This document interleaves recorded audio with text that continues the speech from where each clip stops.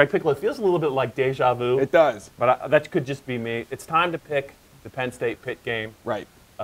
We kind of ate it last week, and that's as nice as I can put it with our predictions for the App State-Penn State game. We correctly forecast Penn State as the winners, but man, they had to work hard to get there. And I know one of us really, really liked Penn State to win that game. I'm not going to say who, but it wasn't me. Right. So this is a different game. It's Super Bowl week. James Franklin, Pat Narduzzi at Pittsburgh, Heinz Field, prime time. What's not to love? Penn State, as we talk about this, a 9-point favorite. Total is 56. Yes. Are you ready to redeem yourself? Yeah, I think so. I came in on Sunday, I made the corrections, I'm focused on being 1-0 this week. James Franklin has said that a lot. I might as well say it too because my pick was so far wrong a week ago. I thought Penn State would blow out App State, wouldn't be a problem. I was wrong. This week, I still feel good about Penn State winning, just like I did last week. Maybe I'm not going to be as bullish this time around. 33-21, Penn State my pick. Yeah. So the spread is taken care of by Nittany Lions. Total is going to be close. Bob, I just think that Penn State learned a lot from 2016 when they went to Heinz Field.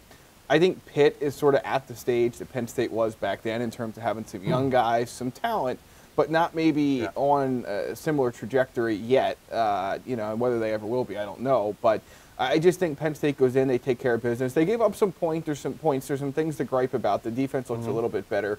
At the end of the day, the score makes a lot of people feel better about this Nittany Lion team following last week's game.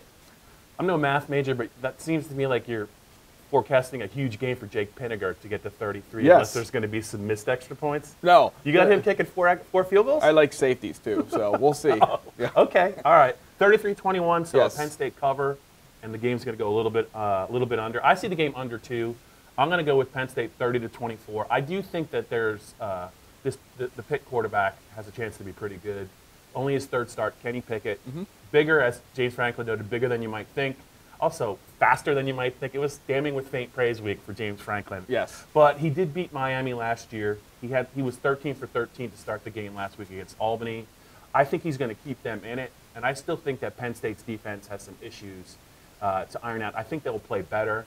I'm expecting Kevin Givens to play inside. I think that will definitely help. I think Pitt is going to run a little bit of a different game on offense than Appalachian State did. But having said all that, I would not be surprised if Penn State and Trace McSorley still have to go on a drive in the fourth quarter to put this thing away. And I do think Penn State's defense, rather than giving up 28 points in the fourth quarter, they're going to have to make a couple of plays because I do think this is going to be a really tight game, and I do think you will see Pittsburgh's A effort. So you're 33-21. I'm 30-24. We definitely need to bounce back this week, or we're gonna hear about it. Yes. Everyone's going to say something. So hopefully one of us feels good about their picks. I'm not sure I feel great about my pick. I don't either. But you know what? Some weeks you just got to go with it. So I guess it's time now to see what the rest of the staff had to say about Pitt Penn State.